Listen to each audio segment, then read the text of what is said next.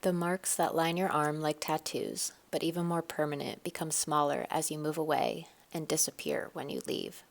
These tiny symbols tell a story, like scratches on a wall.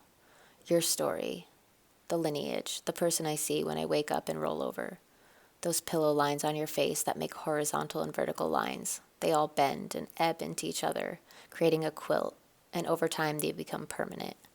These constellations, they move in linear repetition, over and over again, over and over. Your freckles are my home. In the morning, you don't wear your shirt, and that's fine with me. These garments overflow in the hamper, where the cat spends her time grooming, battling the buttons on the front of your shirt.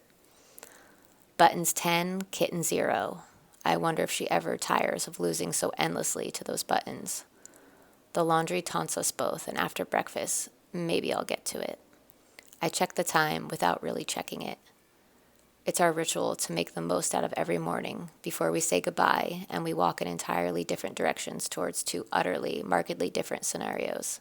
We couldn't be worlds apart, except for these moments. You, your markings, me, alone on our island. I imagine the waterfall edge of our marble countertop with brilliantly white bar stools perfectly aligned around the island. As our retreat, we are blissfully unaware, and honestly, that is just fine. I hear a small button hit the floor, like tiny beads of precipitation, just before a wild shower comes and flattens all the plants in our garden. The aromas of fruit and gluten wrap around me like a blanket, and then your arms, all those stars and patterns, find points on my skin that make the hairs on my neck stand erect, as if there was no chance they could go back. On our island, you cook, and I just watch. I gaze, your relentless battle with the rusty flour tin. Indeed, love is a battle.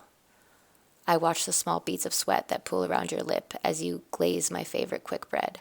Your hands paint in quickened and then slow and monotonous movements that hover and cause minor splatterings, while keeping in tune with the back and forth, the flow of the glaze on the slightly cooled bread.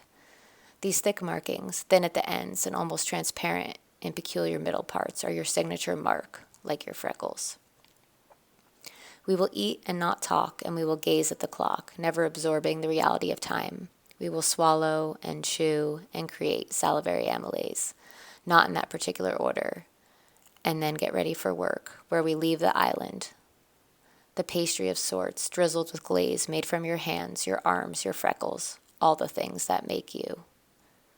Now contemplate that over a cup of coffee.